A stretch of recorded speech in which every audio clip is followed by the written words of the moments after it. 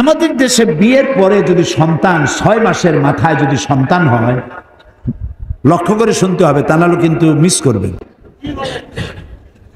বিয়ে করেছে 6 মাসের মাথায় গিয়ে বাচ্চা হয়েছে, শ্বশুর শাশুড়ি তো দূরের কথা, স্বামীও চিন্তা করে যে এই বাচ্চা বোধহয় আমার না, এত তাড়াতাড়ি বাচ্চা হইল কেন? কি বল? এখন বিজ্ঞানীরা বলছে যে না, 6 মাসের ভিতরে যদি সন্তান হয় তা তার স্বামীর সন্তান, বলতেছে বিজ্ঞান। কিন্তু কোরআন বলেছে ১৫০০ বছর আগে। কি বলেছে?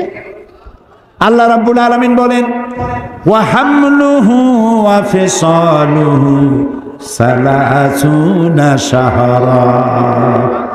হামলুহু ওয়া ফিসালুহু, গর্ভধারণ আর দুগ্ধপান সব মিলে 30 মাস।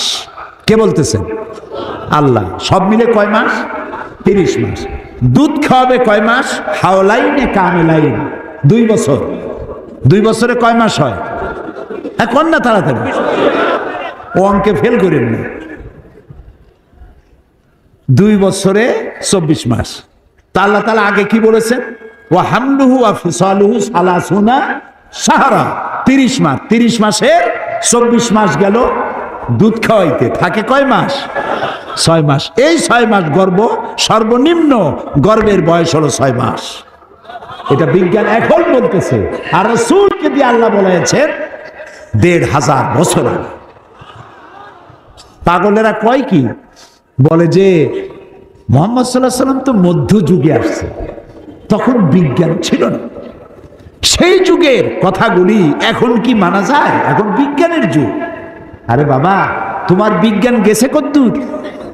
আমি মাঝে মধ্যে বলি, বিজ্ঞান গেছে কই?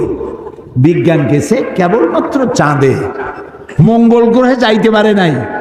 স্পুটনিক পাঠাইছে, আর প্রথমারটা কি পাঠিয়েছিল, নাম কি মনে আছে? হ্যাঁ, পাথফাইন্ডার। হ্যাঁ, এগুলো মনে রাখবেন, কাজে লাগবে, আমাকে অন্তত সাহায্য করতে পারবেন। তো পাথফাইন্ডার গেছে প্রথম, তারপরে স্পুটনিক পাঠাইছে। পৃথিবী থেকে 49 কোটি মাইল দূরে হলো মঙ্গল গ্রহ, 49 কোটি মাইল। সেইখানে গেছে পাথফাইন্ডার। ওটার 6 চাকার একটা গাড়ি, ওজন কম, ভিতরে ক্যামেরা আছে। ওটা গিয়া নামলো, নামার পরে সেখানে বসে সে ছবি উঠাচ্ছে মঙ্গল গ্রহে, আর ছবিগুলিকে ট্রান্সমিট করছে ওয়াশিংটনে অথবা হিউস্টনে, নাসায়। হিউস্টন ইউনিভার্সিটিতে আমি প্রোগ্রাম করেছি, এবং হিউস্টন ইউনিভার্সিটির কাছেই হলো মহাশূন্য গবেষণাগার। নীল আর্মস্ট্রং, মাইকেল কলিন্স যে রকেটে করে চাঁদে প্রথম অবতরণ করছিলেন, সেই রকেটেও আমি উঠছি, এবং ওই চাঁদের মধ্য থেকে তারা মাটি নিয়ে আসছে। সেই মাটি, পাথর, অন্যান্য পদার্থ দূর করে শুধু মাটি একটা বক্সের মধ্যে রেখে তাতে আলু, টমেটো আর ভুট্টা লাগাইছে। এর দ্বারা তারা প্রমাণ করেছে যে ওখানে মাটি আছে। তাই বলে চাঁদে কেউ টমেটোর চাষ করতে পারবে না, ওটা মানুষ বসবাসের উপযোগী নয়। তো দেখেন, ওখানে দেখা গেল নাসায় বসে তারা দেখলো যে পাথফাইন্ডার ওখানে চলতে গিয়ে কাইট হয়ে পড়ছে, এবং ওখানে পানির সন্ধান তারা পেল। তো যেখানে পানি থাকে সেখানে প্রাণীও থাকে। হাজার হাজার বা কোটি বছর আগে হয়তো সেখানে কোনো প্রাণী থাকতেও পারে, যা আমরা জানি না। এখন পাথফাইন্ডার কাইট হয়ে পড়ছে আর চলতে পারতেছে না। এই পৃথিবীর মাটিতে বসে কম্পিউটার মনিটরিং করে কাইট হওয়া গাড়িটাকে সোজা করে দিয়েছে। এরপরে আল্লাহ কি বলছে? আপনারা তো বলেন বিজ্ঞান সব, আল্লাহ কি কয়?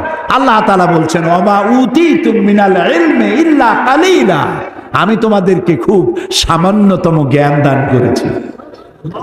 তো আমি চিন্তা করি, এই যদি হয় সামান্য জ্ঞান, তাহলে আল্লাহর জ্ঞান কত বড়! সুবহানাল্লাহ, সুবহানাল্লাহ। তো তোমরা যারা বলো যে বিজ্ঞান সব আর কোরআন হলো 1400 বছরের পুরানা, তাদেরকে বলতে চাই, তোমার বিজ্ঞান কেবল গেছে চাঁদে। চাঁদ হলো পৃথিবীর মাটি থেকে 2,32,000 মাইল দূরে। এর দূর গেছো, যাইয়েই আমি সব বুঝে ফেলাইছি, দেখে ফেলাইছি। আরে সূর্য তো 9,30,00,000 মাইল দূরে, তার থেকে তারকাগুলি আরো দূরে, ওর থেকে আরো তারকা আরো দূরে, তার থেকে আরো বহু বহু দূরে আকাশ, তারপরে দ্বিতীয় আকাশ, তৃতীয় আকাশ, চতুর্থ আকাশ। তো তোমার বিজ্ঞান গেল কেবল 2,32,000 মাইল দূরে। তাহলে আকাশ, দুনিয়া থেকে আকাশের দূরত্বের তুলনায় তোমার বিজ্ঞান কেবলমাত্র ঘরের থেকে বারান্দায় নামছে। বারান্দা বুঝেন তো? বারান্দায় নামছে। বারান্দায় নামি যে চলে গেছি। সব মা হচ্ছে একটা অক্ষর, মা। আহারে, একটা অক্ষর মা। মনে হয় সারা দুনিয়ার সব মধু আল্লাহ একটা অক্ষরের মধ্যে ঢুকাই দিয়েছে, মা। বিদেশ থেকে যখন সন্তান আসে, চাকরি বাকরি করে সৌদি আরব, কুয়েত, কাতার, সকলের চোখ থাকে বাক্সের দিকে, আমার জন্য আনছে কি? একমাত্র মা মুখের দিকে তাকায়, আহারে বাসার মুখটা শুকায় গেছে, খায় নাই কিছু। ও বাবা কখন খাইছিস? আর কেউ বলে? যিনি মা হারাইছেন তিনি বুঝবেন কি হারাইছেন। কেউ জিজ্ঞেস করবে না খাইছো কখন, ঠিক মতো জায়গা মতো পৌঁছে গেছো কিনা জিজ্ঞেস করে না। এজন্য কবি বলেছেন, বিদেশে বিরাজ্যে যার পুত্র মারা যায়, পশু পাখি না জানিতে আগে জানে মা। মায়ের কলিজায় টান লেগে যায়, সহ্য করতে পারে না। সুতরাং মায়ের জন্য আল্লাহ তাআলা দোয়া করতে বলেছেন, আমার কাছে দোয়া করো। কে দোয়া শুকাইছে? মা বাপের জন্য আমার কাছে দোয়া করো। আল্লাহ তাআলা বলেছেন, ওয়াকাদা রাব্বুকা আল্লা তা'বুদু ইল্লা ইয়াহু ওয়া বিল ওয়ালিদাইনি ইহসানা।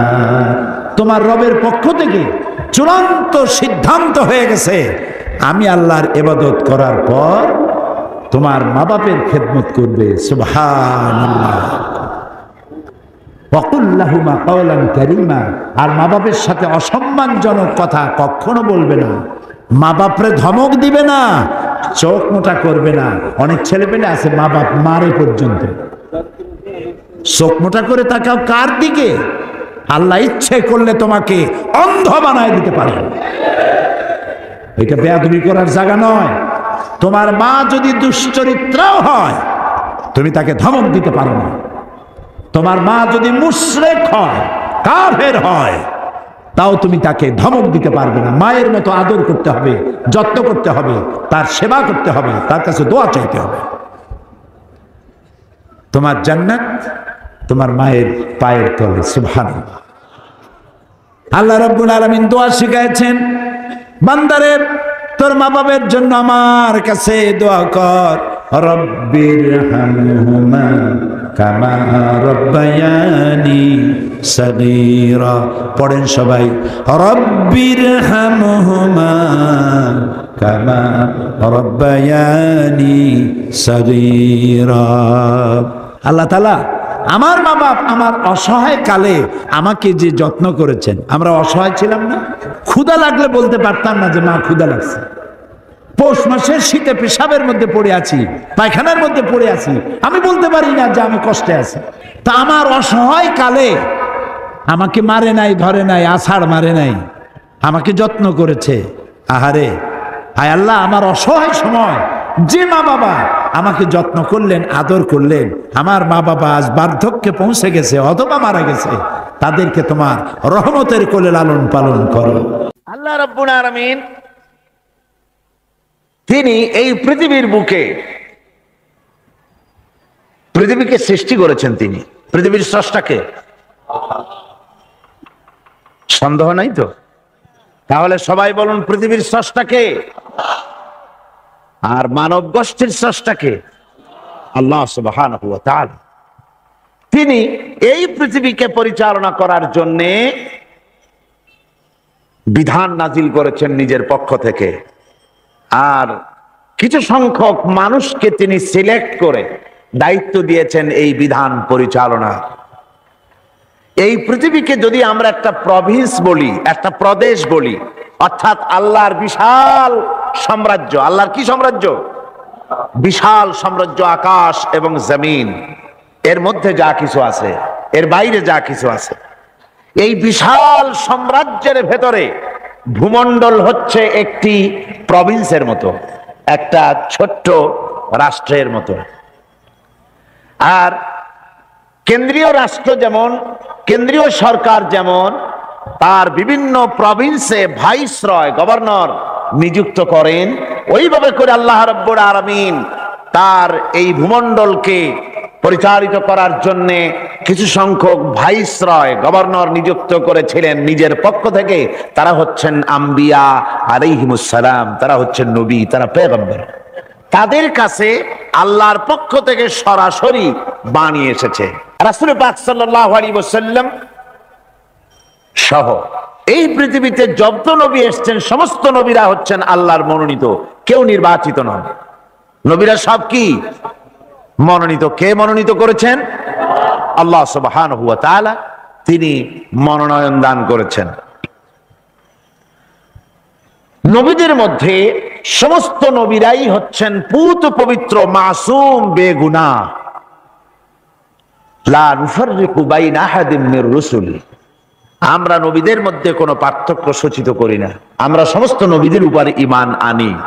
তবে নবীদের মধ্যে আল্লাহ রাব্বুল আলামিন কারো কারো ফজিলত কারো থেকে কিছু বেশি করেছেন, একথা আল্লাহ নিজেই বলেছেন, কারো ফজিলত কারো উপরে আমি প্রদান করেছি। তো কোরআনে কারীমে আল্লাহ পাক বলছেন যে কারো থেকে কারো একটু ফজিলত বেশি দেওয়া হয়েছে, কিন্তু সমস্ত নবীদেরকে তিনটি জিনিস দেওয়া হয়েছে সমানভাবে। কয়টি জিনিস? মনে রাখুন, তিনটি জিনিস সকলকে দেওয়া হয়েছে। একটি হচ্ছে ওহী, ওহী ছাড়া নবী হওয়া যায় না, ওহী সকল নবীতেই পেয়েছেন। 2 নম্বরে নবীদেরকে দেওয়া হয়েছে মুজিজা। 3 নম্বরে সমস্ত নবীদেরকে দেওয়া হয়েছে উন্নত মানের চরিত্র। একটা হচ্ছে ওহী, একটা মুজিজা, আর একটা উন্নত মানের চরিত্র। ওহী তো বুঝিনি, ওহী কি? ওহী হচ্ছে আল্লাহর বাণী। ওহীটা কি? আল্লাহর বাণী। সেটা নাজিলের পদ্ধতি কি? আল্লাহ রাব্বুল আলামিন কোন বান্দার সাথে সরাসরি কথাবার্তা বলেন না।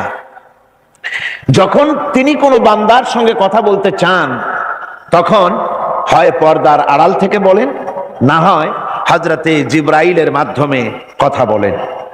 তো এভাবে করে ওহী দিয়েছেন সমস্ত নবীদেরকে। আর একটা দিয়েছেন মুজিজা। মুজিজা বলা হয় যে কোনো শক্তিশালী জিনিসকে দুর্বল করে দেওয়ার মতো ক্ষমতা যার, ওইটা কি বলা হয়? মুজিজা। আর এই মুজিজা দেওয়া হয়েছে যে যুগে যে জিনিসের প্রভাব বেশি, ওই প্রভাবিত জিনিস, ওই প্রভাব সম্পন্ন জিনিসটাকে, শক্তিশালী জিনিসটাকে দুর্বল করে দেওয়ার মতো শক্তি আল্লাহ নবীদেরকে দান করে দিয়েছেন। যেমন এক একজনকে এক এক মুজিজা দেওয়া হয়েছে। যেমন হযরতে দাউদ আলাইহিস সালাম, আল্লাহ রাব্বুল আলামিন তাকে মুজিজা দান করেছিলেন। তিনি ছিলেন অস্ত্র নির্মাতা, অস্ত্র তৈরি করতেন, লোহা দিয়ে অস্ত্র তৈরি করতেন। অস্ত্র যারা বানায়, লোহা দিয়া যারা জিনিস বানায়, লোহাকে ছাঁচে আনবার জন্য, ইচ্ছে মতো গড়ার জন্য লোহাকে পোড়াতে হয়, পোড়ায়া নরম বানায়া পিটায়া তারপরে আকৃতিতে আনা লাগে। হযরত দাউদ আলাইহিস সালামের মুজিজা ছিল লোহা দিয়ে অস্ত্র তৈরি করার সময় আগুনে পোড়ানোর তার দরকার হতো না। যখন যেমন ইচ্ছে করতেন লোহাগুলি হাতের মুঠার ভিতরে নিয়ে চাপ দিতেন, লোহা পানি হয়ে আঙ্গুলের ফাঁকের ভিতর থেকে পড়ে যেত। এই মুজিজা ছিল হযরতে দাউদ আলাইহিস সালামের। সুলাইমান আলাইহিস সালামের মুজিজা ছিল তক্তার উপরে বসতেন, কোন রকমের ইঞ্জিন, কোন রকমের মেশিন ছাড়া তক্তার উপরে বসে যেতেন, তক্তা হাওয়ার উপরে ভেসে বেড়াতো, ইচ্ছে মতো তামাম দুনিয়া তিনি সফর করতেন, বিনা ইঞ্জিনে এটার উপরে তিনি চড়ে বেড়াতেন। ঈসা আলাইহিস সালামের জামানায় চিকিৎসার প্রভাব বেড়েছিল দারুণ ভাবে। সে সময় আল্লাহ রাব্বুল আলামিন তাকে মুজিজা দিলেন, অন্ধ লোকের চোখের উপরে হাত বুলোতেন, অন্ধ সাথে সাথে চক্ষুমান, দৃষ্টিশক্তি সম্পন্ন হয়ে যেতেন, চক্ষুষ্মান হতেন। কুষ্ঠব্যাধিগ্রস্ত লোকের গায়ে হাত বুলিয়ে দিতেন, সঙ্গে সঙ্গে তার রোগ ভালো হয়ে যেত। এ ছিল তার মুজিজা। হযরতে মূসা আলাইহিস সালামের জামানায় মুজিজা ছিল, সেই জমানায় প্রভাব ছিল জাদুর প্রভাব। এই সময় আল্লাহ রাব্বুল আলামিন তাকে মুজিজা দিলেন, জাদুকে দুর্বল করে দেওয়ার মতো ক্ষমতা তার হাতে দিয়ে দিলেন। কোরআনে কারিমে রব্বুল আলামিন বলছেন, ওয়ামা তিলকা বিয়ামিনিকা ইয়া মূসা, হে মূসা তোমার ডান হাতে ওটা কি? মূসা আলাইহিস সালাম বললেন, হিয়া আসায়া, এটা একটা লাঠি, এর উপরে আমি ভর করে দাঁড়াই, এ দিয়ে আমি গাছের পাতা পাড়ি, ছাগল ভেড়ারে খাওয়াই, এ দিয়ে আমি ছাগল ভেড়াগুলি বন্য প্রাণী থেকে রক্ষা করি, এর উপরে মাঝে মধ্যে আমি অনেক সময় দাঁড়ায় থেকে ক্লান্ত হলে এই লাঠির উপরে ভর করে দাঁড়াই। তাছাড়াও আরো অনেক কাজ আমি এই লাঠি দিয়ে করি। প্রশ্ন হচ্ছে, আল্লাহ জিজ্ঞেস করলেন তোমার ডাইন হাতে ওটা কি? জবাব দিলি স্যার এটা একটা লাঠি, এ দিয়ে গাছের পাতা পাড়ি, ভেড়া ছাগল ঠেকাই, তারপরে আমি এর উপরে ভর করে দাঁড়াই। এত কথার দরকার কি? দরকার এই জন্যে আশিক যখন কথা বলার সুযোগ পায় মাশূকের সাথে, মন চায় সময়টা অল্পের মধ্যে যেন শেষ না হয়ে যায়। এখানে আশিক হচ্ছেন হযরত মূসা আলাইহিস সালাম, মাশূক হচ্ছেন আল্লাহ সুবহানাহু ওয়া তাআলা। তিনি কথা বলছেন, এই কথার সুযোগটা যেন অল্পের মধ্যে শেষ না হয়ে যায়, এই জন্য সময়টাকে দীর্ঘায়িত করার জন্য মূসা আলাইহিস সালাম এ ধরনের বক্তৃতা বিবৃতি করতেছিলেন। আল্লাহ রাব্বুল আলামিন বললেন, মূসা রে তুমি বলেছো এটা লাঠি, আর লাঠির ফজিলত তুমি বর্ণনা করেছো, এছাড়াও লাঠির মধ্যে আর একটা কুদরত আছে তুমি জানো না, তুমি তোমার হাতের লাঠিটা ছেড়ে দাও। লাঠি তিনি ছেড়ে দিলেন, হিয়া হাইয়াতুন তাসআ, একটা বিরাট অজগর হয়ে গেল। মূসা আলাইহিস সালাম ভয় পেলেন। আল্লাহ বললেন, ভয় পেও না, খুযহা ওয়ালা তাখাফ, ভয় পেও না, এটাকে ধরো। মূসা আলাইহিস সালাম দেখলেন আল্লাহ বলতেছেন ভয় পেও না, এরপর তো ভয় করাই উচিত না। মূসা আলাইহিস সালাম ধরলেন, সাথে সাথে সাপ কি হয়ে গেল? লাঠি হয়ে গেল। আমি পুরা ঘটনা বলবো না, মুজিজার কথাটাই বলতেছি। এরপরে যখন ফেরাউন তার জাদুকরদের নিয়ে জাদুর প্রদর্শনী করলো, জাদুকরেরা তাদের হাতের কাছে যা কিছু ছিল মন্ত্রপুত করলো, সেগুলি সিংহ হলো, বাঘ হলো, সরীসৃপ হলো, মূসা আলাইহিস সালামের উপরে ঝাঁপায় পড়লো। হযরতে মূসা আলাইহিস সালাম ভয় পেয়ে গেলেন। আল্লাহ রাব্বুল আলামিন বললেন, মূসা রে ভয় পাওয়ার কোনো কারণ নাই, তোমাকে বাতিলের বিরুদ্ধে ময়দানে নামাইয়া তোমাকে একা আমি ছেড়ে দেই নাই, আমি আল্লাহ রাব্বুল আলামিন তোমার সাথে আছি, তুমি তোমার হাতের লাঠি ছেড়ে দাও। মূসা আলাইহিস সালাম লাঠি ছাড়লেন, তো সাপ হয়ে গেল। সাপ হয়ে যখন হা করেছে, ফেরাউনের জাদুকরদের তৈরি করা বাঘ, সিংহ, সাপ সব গিয়ে মূসা আলাইহিস সালামের এই লাঠি মার্কা সাপের পেটের মধ্যে গিয়ে ঢুকলো। জাদুকরেরা মনে করলো আমরা যেটা দেখাইছি সেটা নিশ্চয়ই জাদু। মূসা আলাইহিস সালাম যেটা দেখাইছেন এটা জাদু হতেই পারে না, কারণ হচ্ছে জাদু খেয়ে ফেলে দেয়, ওটা জাদু হয় কি করে? এটা জাদু না, এটা জাদুর চাইতে বড় কোনো জিনিস, জাদুর বাবা অথবা দাদা, এই জাতীয় কিছু একটা হবে। বন্ধুগণ,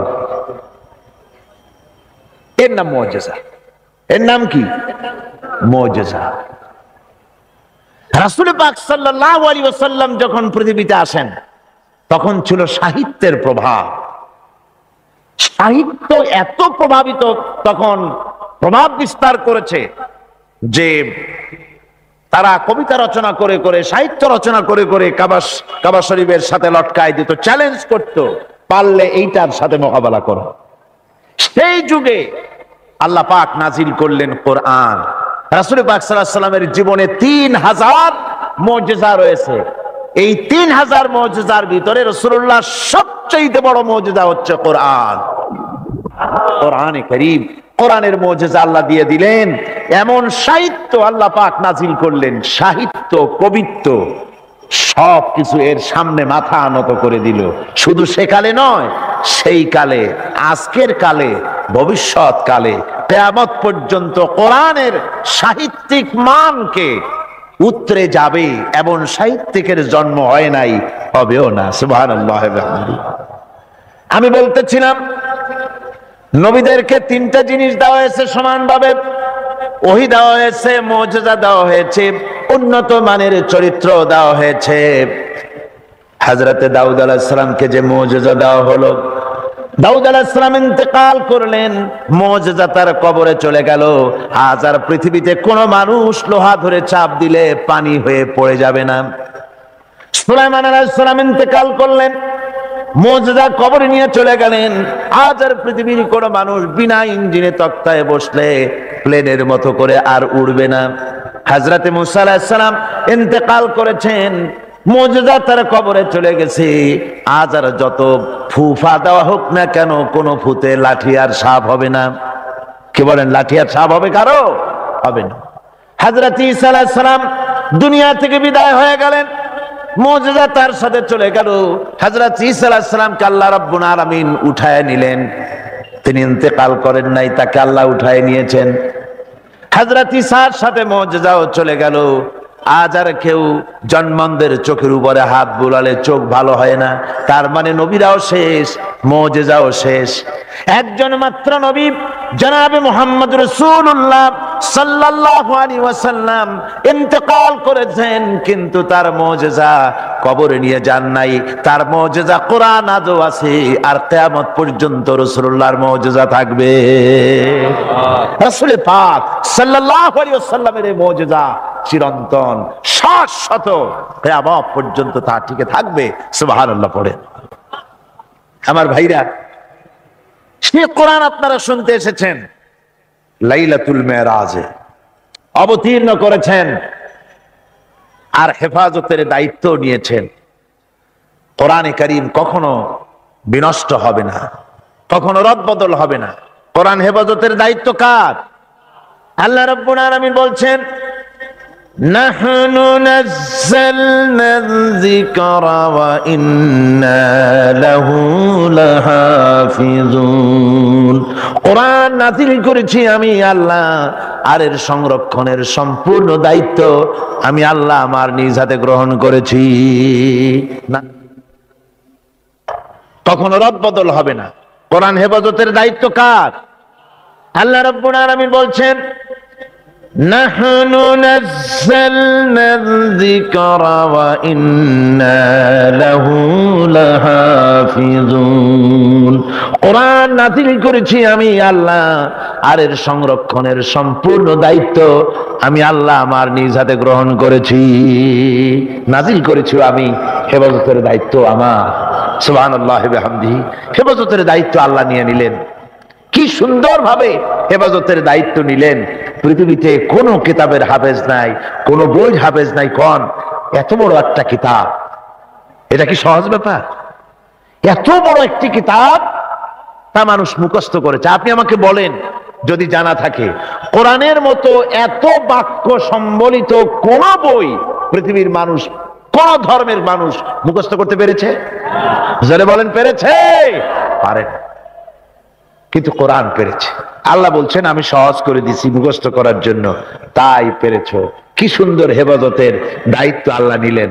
এই গত অগস্ট, সেপ্টেম্বর, অক্টোবরে আমার লন্ডনে ইংল্যান্ডে সফর ছিল।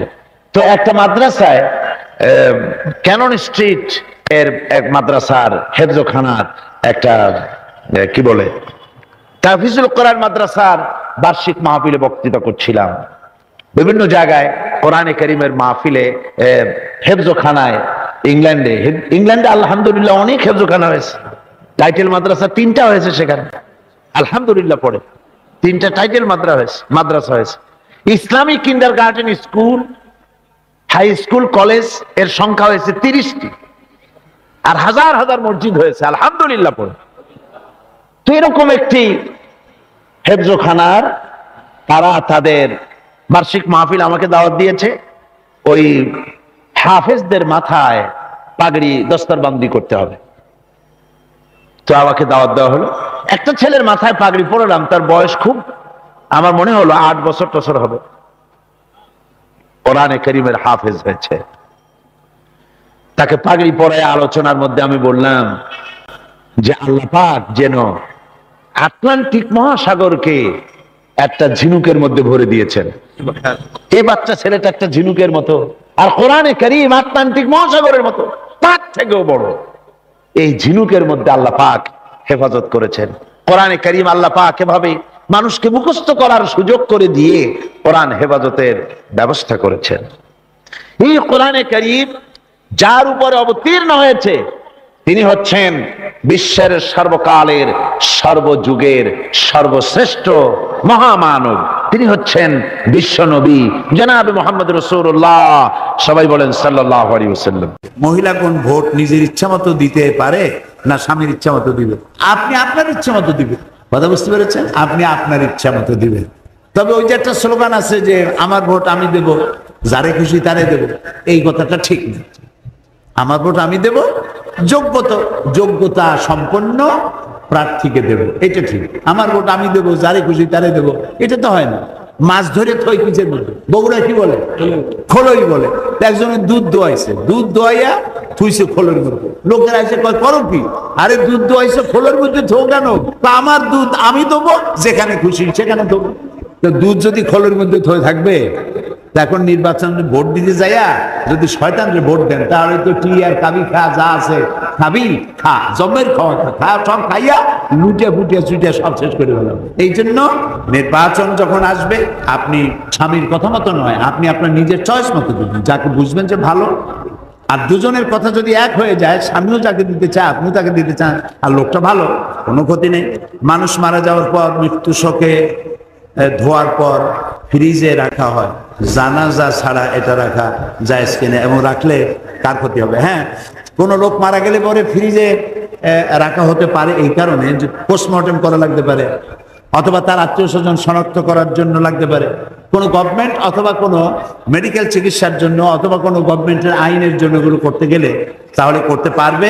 এবং জানাজা আগে করে, জানাজা করলে তো দাফন দিতে হবে তাড়াতাড়ি, সেই জন্য ফ্রিজে রেখে ওই কামটা সেরে তারপরে তাড়াতাড়ি জানাজা হয়ে যাওয়া ভালো। অধিকাংশ আলেমগণ মনে করেন গণতন্ত্র হারাম, এটা আব্রাহাম লিঙ্কন প্রবর্তিত। এ বিষয়ে আপনার অভিমত কি? আব্রাহাম লিঙ্কনের গণতন্ত্র আর আমাদের গণতন্ত্র তো সেম না।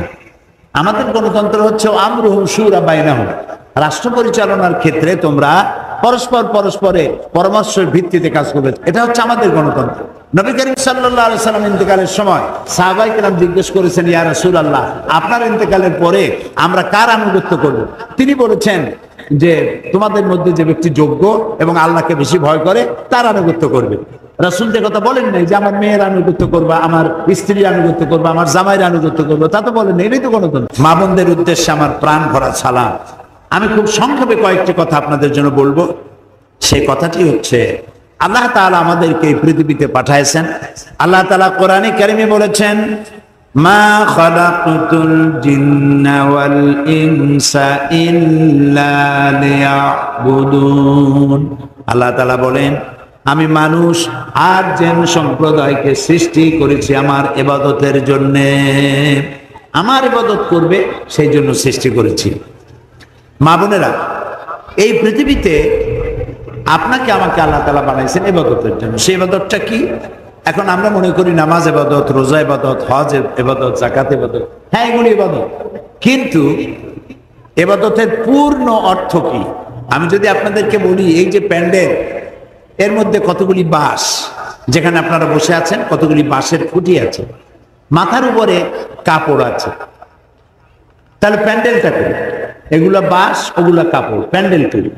আপনারা বলবেন সবটা মিলে প্যান্ডেল, তাই বলবেন না?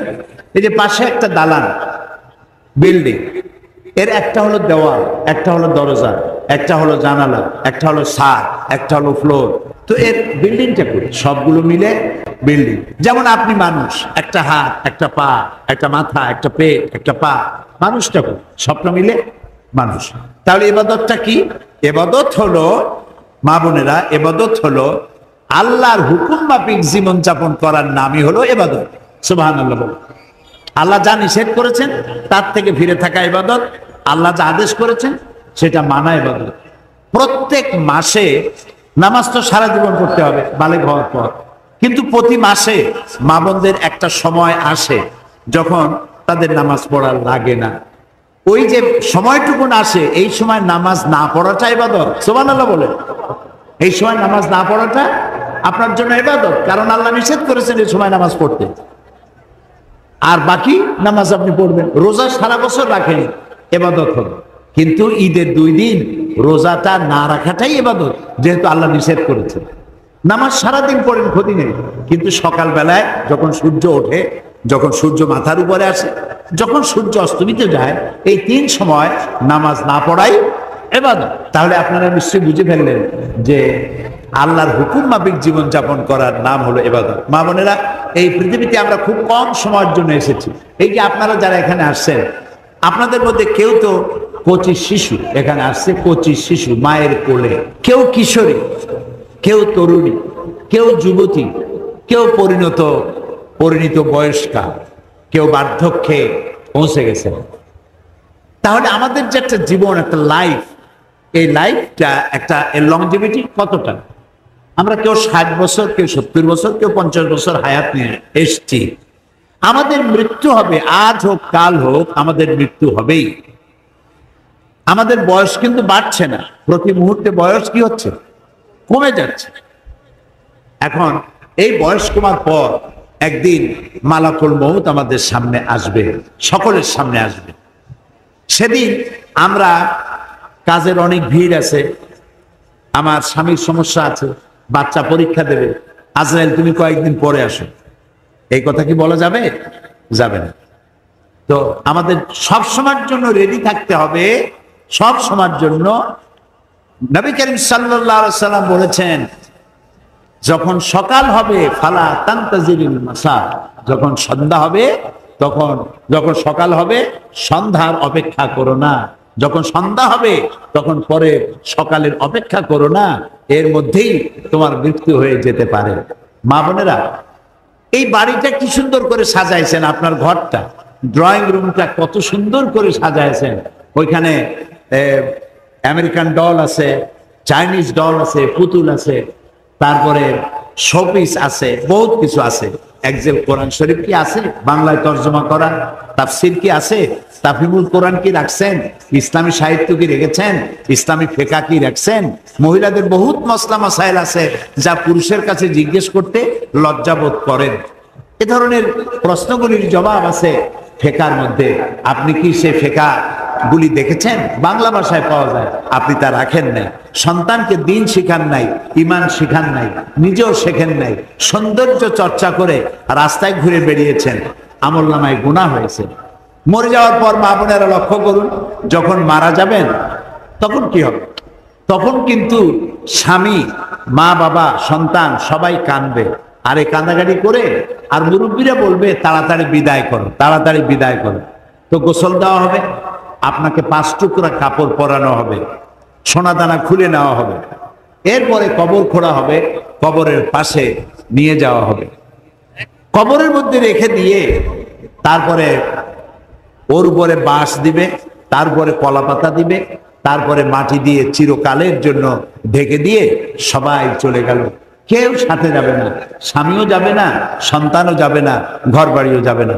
এখন 2 জন ফেরেশতা আসবে, জিজ্ঞেস করবে মান রব্বুকা ওমা দীনুকা ওমান নবিয়ুকা, তোমার রবকে, তোমার দিনকে, তোমার নবীকে।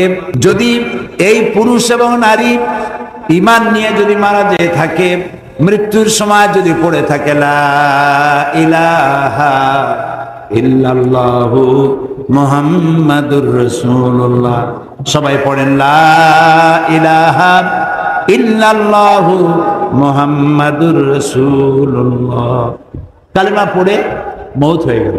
রাসূলুল্লাহ বলেছেন মৃত্যুর সময় কলেমা নিয়ে ঈমান নিয়ে মরতে পারলে জান্নাতে চলে যাবে। সুবহানাল্লাহ, আমরা বলি সুবহানাল্লাহ। তো এখন কালেমাটা উচ্চারণ করে মরতে পারে না, ঈমান নিয়ে মরতে পারে না। তো কবরে যাওয়ার সাথে সাথে যখন জিজ্ঞেস করবে মান রব্বুকা, তোমার রব কে, সে বলবে আমি জানি না, আমি জানি না আমার রবকে। ওমান নবিয়ুকা, তোমার নবীকে, বলবে যে আমি জানি না। তারপরে বলবে তোমার নবীকে, বলে চিনি না। এরপরে আযাব শুরু হয়ে যাবে। আর যদি ঈমান নিয়ে যদি মারা যায়, জিজ্ঞেস করবে মান রব্বুকা, তোমার রবকে, বলবে রব্বি আল্লাহ, আমার রব আল্লাহ। তাকে প্রশ্ন করা হবে ওমা দীনুকা, তোমার দিন কি, বলবে দিনুনাল ইসলাম, আমার দিন হলো ইসলাম। ওমান নবিয়ুকা, তোমার নবীকে বলবে নবিয়ুনা মুহাম্মাদুর রাসূলুল্লাহ সাল্লাল্লাহু আলাইহি ওয়াসাল্লাম। সবাই বলেন সাল্লাল্লাহু আলাইহি ওয়াসাল্লাম। এরপরে রাসূলকে দেখানো হবে মা বোনেরা, কবরের ভিতরে রাসূলকে দেখানো হবে আর জিজ্ঞাসা করা হবে মা কুনতা তাকুলু ফি হাযার রাজুল, এই লোকটি সম্পর্কে তোমাদের ধারণা কি, তোমার ধারণা কি? বেঈমান বলবে আমি তো চিনি না উনি কে, আর ঈমানদার বলবে ইনি তো আমার রাসূল মুহাম্মদুর রাসূলুল্লাহ সাল্লাল্লাহু আলাইহি ওয়াসাল্লাম। আল্লাহ রাব্বুল আলামিন কবরবাসীর জন্য গায়ব থেকে আওয়াজ দেওয়া হবে, আল্লাহর পক্ষ থেকে বলা হবে ফাফরিশু বিল জান্নাহ ওয়ালবিসু বিল জান্নাহ, ও আমার ফেরেশতারা আমার এই কবর পড়ার জন্য, এই বান্দা বা বান্দির জন্য জান্নাতের পোশাক পরায় দাও আর জান্নাতের বিছানা বিছায়া দাও। সুবহানাল্লাহ। আর বলা হবে আমার এই বান্দা বান্দি চোখ যদ্দূর যায় ইলা মাদ্দা বাসারিহি, যদ্দূর চোখ যায় তদ্দূর এই কবরটাকে প্রশস্ত করে দাও। তারপর বলা হবে নম কানাউল আরুস, দুলামিয়া যেমন বাসর সজ্জায় আরামে ঘুমায় যায় তুমিও সেভাবে ঘুমায় যাও ইলা ইয়াউমিল কিয়ামা, কিয়ামত পর্যন্ত ঘুমায় যাও। সুবহানাল্লাহ। মা বোনেরা, এই মৃত্যু যেন ইমানের মৌত হয় সেজন্য আপনাদেরকে দিন ও ইমানের উপরে চলতে হবে। আর মনে রাখতে হবে মেয়ে লোকদেরকে আল্লাহ বেশি ফ্যাসিলিটি দিয়েছেন। মেয়ে লোকদেরকে এই যে নারী নীতিমালা, কেয়ারটেকারের আমল একটা নারী নীতিমালা বাইর হয়েছিল, আমরা এটার বিরোধিতা করেছি। নীতিমালা তোমরা বানাইতে কেনা, নীতিমালা তো কোরআন শরীফে আল্লাহ দিয়ে দিয়েছেন। আল্লাহ তো এমন কিছু নাই যা কোরআনে বলেন নেই। মেয়ে লোকে কি পাবে, তার অধিকার কতটুকু, সব কোরআন শরীফে বলা হয়েছে। কোরআনের নীতিটাই মুসলমানদের জন্য জরুরি। সুবহানাল্লাহ। সেই জন্য মা বোনেরা, মহিলারা যখন গর্ভবতী হয়, যখন স্বামী কর্তৃক গর্ভবতী হলো, পেটের ভিতরে সন্তান আসছে, তখন তার শরীরের কিছুটা পরিবর্তন আসে, মুখে রুচি থাকে না। এই যে মুখে রুচি নাই, খাইতে পারে না, যতদিন পর্যন্ত খেতে পারে না, মুখে রুচি নাই, ততদিন পর্যন্ত ইবাদত করলে, রোজা রাখলে পরে যত সওয়াব হতো আল্লাহ রাব্বুল আলামিন এই সব ওই মায়ের আমলনামায় লিখে দেন। এরপরে বাচ্চা পেটের মধ্যে নড়াচড়া করে, মা ঘুমাতে পারে না, মা ঘুমাতে পারে না, যতদিন পর্যন্ত এই অবস্থা থাকে, রাত জেগে জেগে ইবাদত করলে যত সওয়াব হতো সমস্ত সওয়াব আল্লাহ তাআলা আমলনামায় লিখে দিবেন।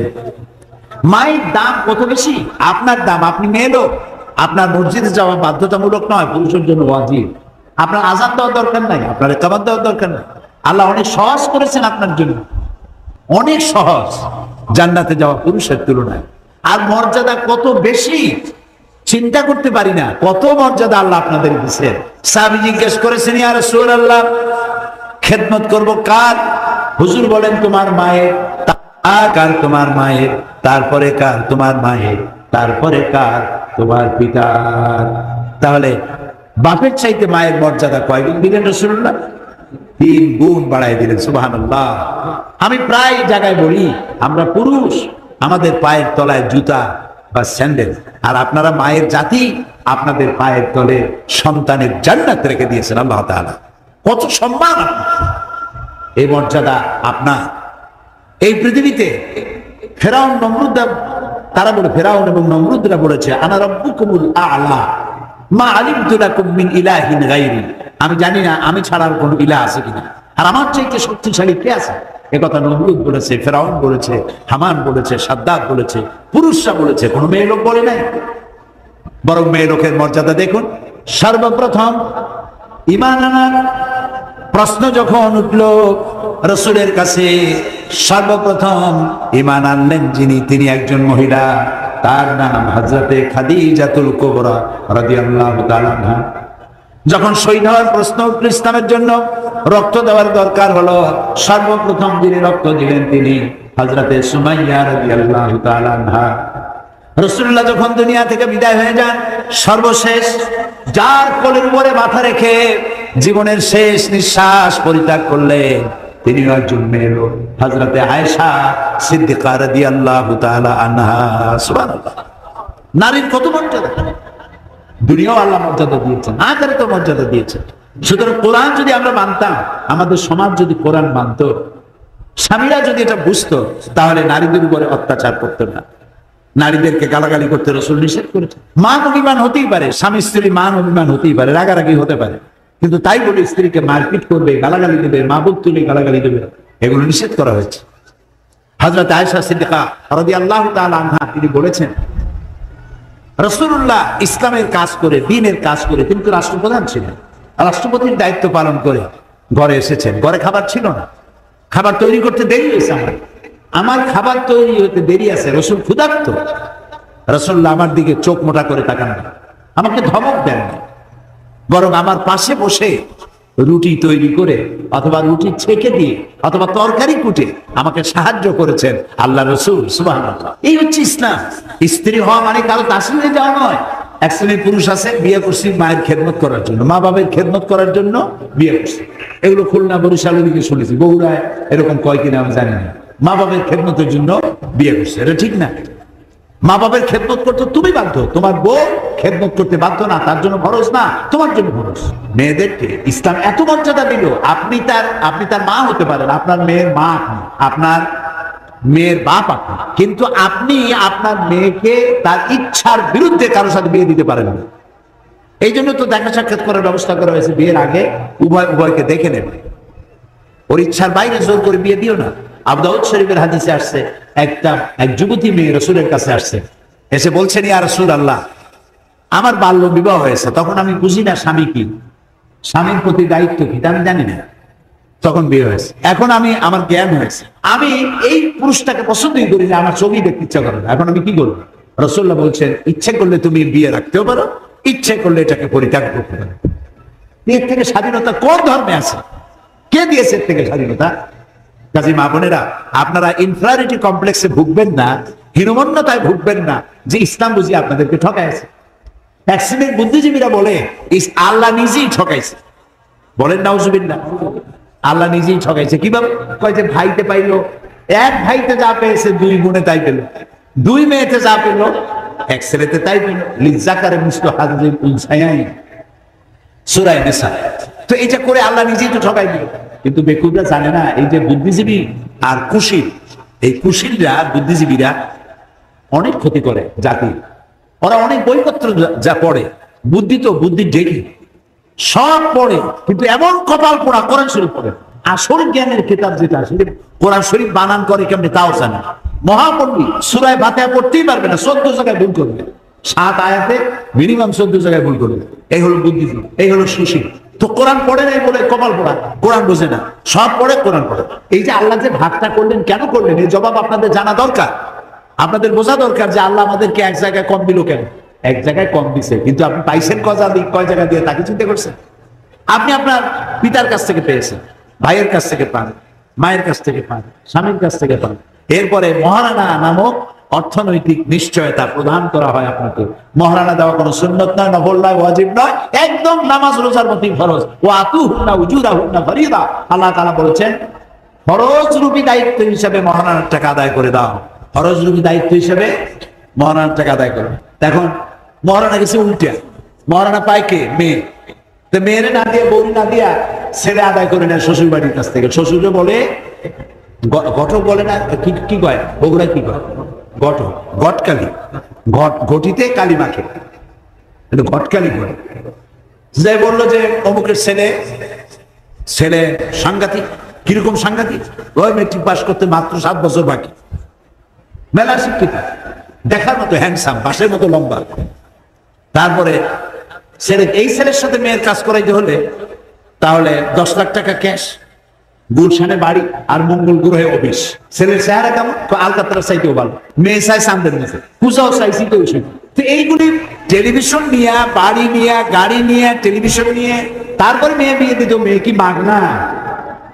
মাগনা বুঝে বলতে, মেয়ে কি এত সস্তা? এই মেয়েটা কি কচুরি বানার মতো ভাইসে আসছে? কচুরি বানা বুঝে? কচুরি বানার মতো ভাইসে আসছে? এই মেয়েটা একটা মা পেটে ধরেছে 10 মাস, বাপ তাকে লালন করেছে, মা তাকে লালন করেছে, স্কুলে পড়াইছে, বিয়ে পাস করেছে, এমএ পাস করেছে। এই মেয়েটা তুমি বিয়ে করতে গিয়ে খাট চাও, পালঙ্ক চাও, তুমি কি ভিক্ষুকের ছেলে? আর শ্বশুর বাড়ি থেকে খাট পালঙ্ক না দিলে শুইতে পারবে না, তাহলে বগুড়ায় হাটবার দিন বাসন নিয়ে বসো, খয়রাত করো, ভিক্ষা করো।